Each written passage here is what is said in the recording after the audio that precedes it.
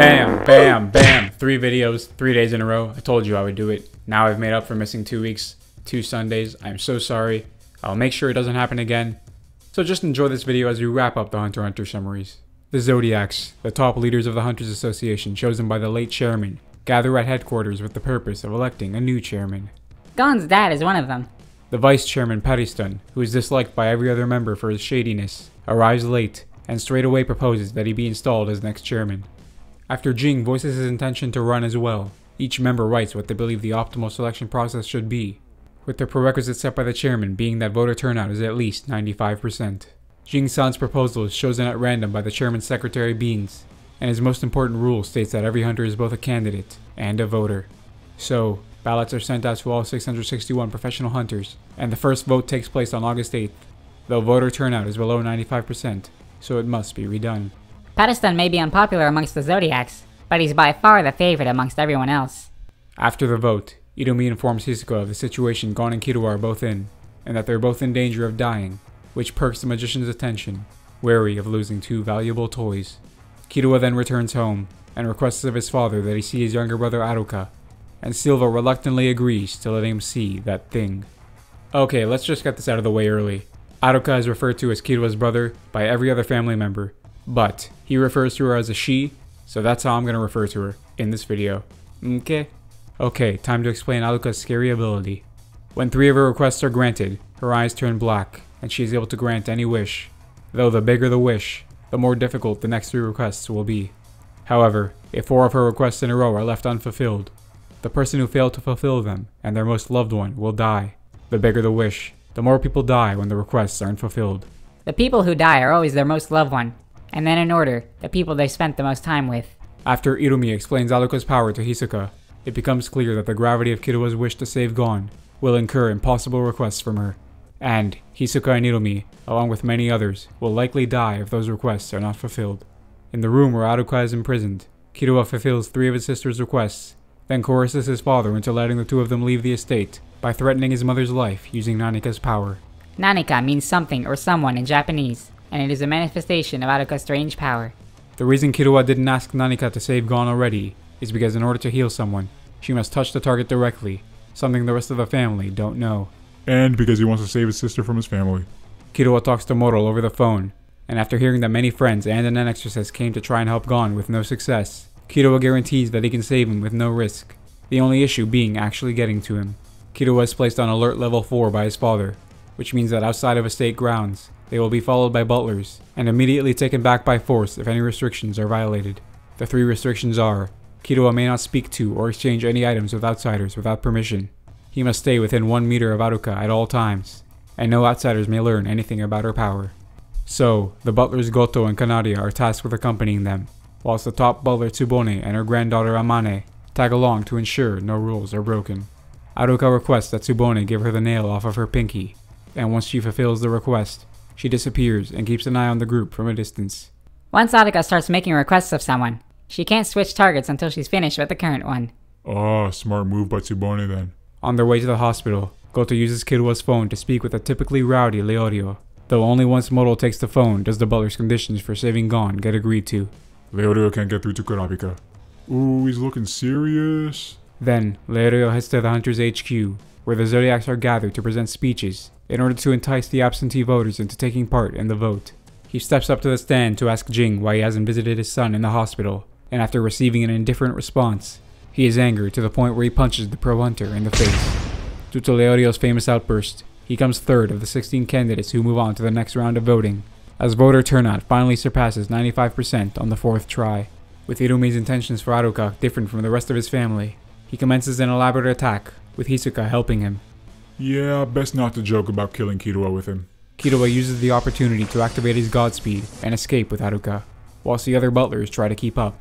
Goto meanwhile faces off against Hisoka, and though his bullet coin attack is impressive, in the end, he falls to the magician's power. Tsubone's interesting transformation ability, Rider's High, allows the butler to gain on the Zoldyck siblings, though the duo end up escaping by airship anyways, thanks to Kanaria's help. With multiple decoy airships to track, Iromi uses his aura needles to control innocent people, and turn them into soldiers that follow his every command. Killua informs Moro of this, and the single star hunter passes along the message to the Hunters Association. Then the association hunters are told to take the Needlemen into custody when encountered. Iromi and Hisoka dispose of several of these amateur hunters and find maps to where the airships will land, as Tsubone and Amane continue to pursue the airships.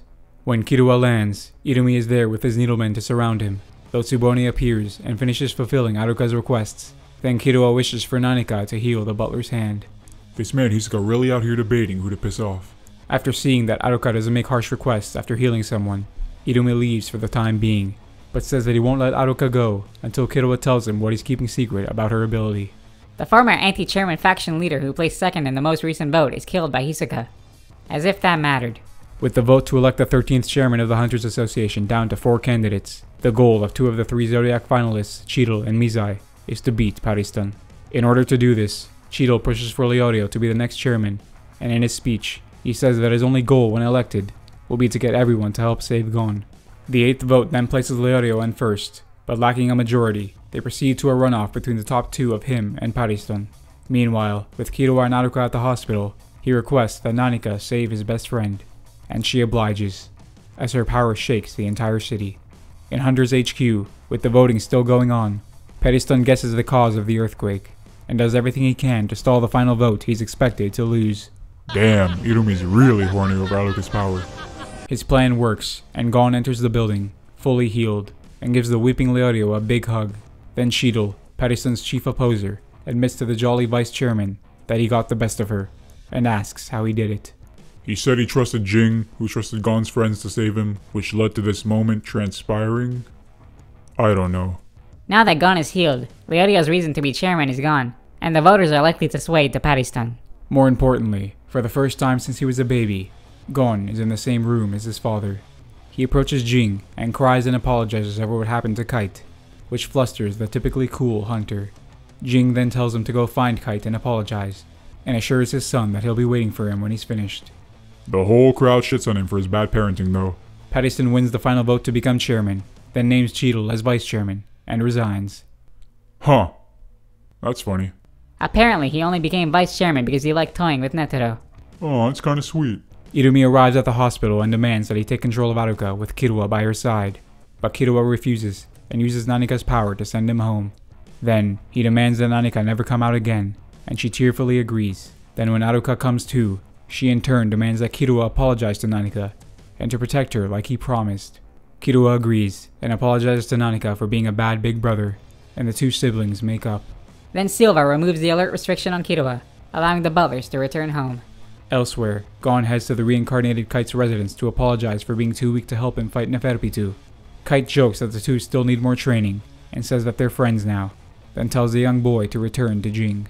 So, he returns to the Hunters HQ, but all that's there is a message telling him to meet atop the World Tree. Gon, along with Killua and Aruka, make their way to the 1,784 meter tall tree. Then before beginning the climb, they prepare to say their goodbyes. The 2 boys thank each other for everything, and promise to stay in touch and be friends forever. Then they turn away, ready to begin their own separate journeys. So, Gon begins his climb up the dangerous and magnificent World Tree, and once he reaches the top, he finds his father, and shares the beautiful view with him. And these annoying things are here too.